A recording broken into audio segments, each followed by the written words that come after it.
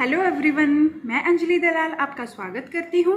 आज हम इम्पोर्टेंट कुछ सेक्शंस के बारे में बात करेंगे जो एंटी नेट के पेपर में पूछे जाते हैं।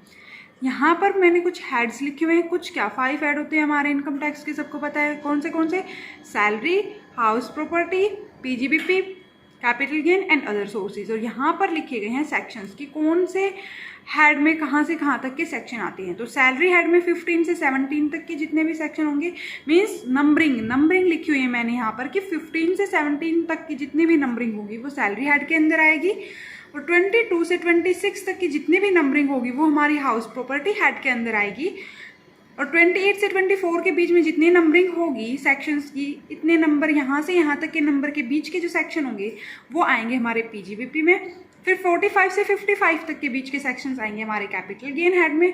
और 56 से 58 के बीच में आएंगे हमारे अदर सोर्सेज में। अब इसको अपने से रिलेट करके लर्न करना है। किसी भी चीज़ को लर्न करने का सबसे अच्छा मेथड ये है कि उसको अपने से रिलेट कर दो। देखो, जब हमारी एज 15 से 17 ईयर तक के बीच में होती तो हम चाहते हैं अच्छी खासी सैलरी, यानी कि हमें बहुत अच्छे पैसे मिले, सैलरी मिले अच्छी सी। फिर जब हमारी एज 22 से 26 के बीच में होती है तो हम सोचते हैं यार हमारे पास एक घर होना चाहिए, खुद की हाउस प्रॉपर्टी होनी चाहिए। तो सेक्शन 22 से 26 के बीच में यानी कि 22 से 26 की एज के बीच में हम चाहेंगे कि हमारे पास एक हाउस हो। फिर 28 से 44 की एज के बीच में हम सोचेंगे कि जो भी अभी तक हमने अपने पैसे कमाए हैं, चलो उनसे क्यों ना अच्छा सा बिजनेस स्टार्ट किया जाए। अगर हमें बिजनेस में प्रॉफिट होगा तो अच्छी बात है।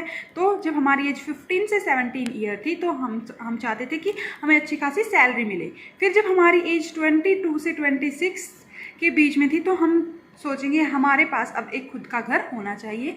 फिर जब हमारी एज 28 से 44 होगी तो हम सोचेंगे कि हमारे पास खुद का एक बिजनेस होना चाहिए। फिर जब हमारी एज 45 से 55 होगी, 10 साल, 45 से 55, देखो 44 पे ख़त्म हुआ था, जस्ट उसके बाद शुरू हो गया, यानी कि 44 के बाद क्या आता है 45 से 55 की एज के बीच में हम ये सोचेंगे कि हमारे पास खुद का कोई कैपिटल एसेट्स बेच के कहीं और से कैसे भी करके हम क्या करें, प्रॉफिट अर्न करें, कैपिटल गेन से हमारे पास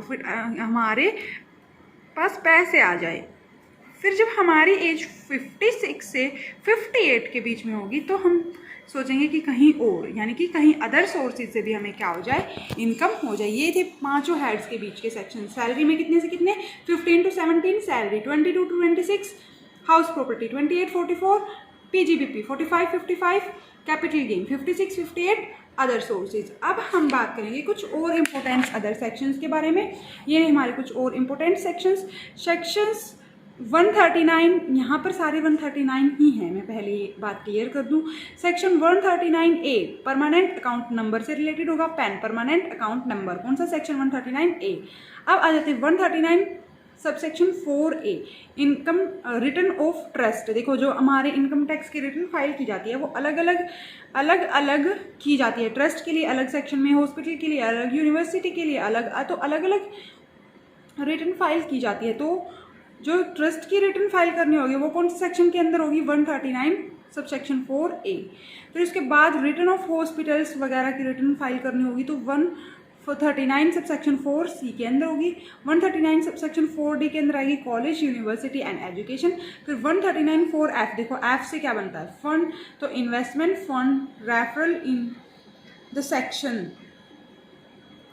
139 4F के अंदर पाँच तो हमने सैलरी, वो 5 तो हमने हेड वाली डिडक्शन पढ़ी, और 5 ही है। 139A permanent account number, 139 4A return of trust, 139 4C hospital, S hospitals.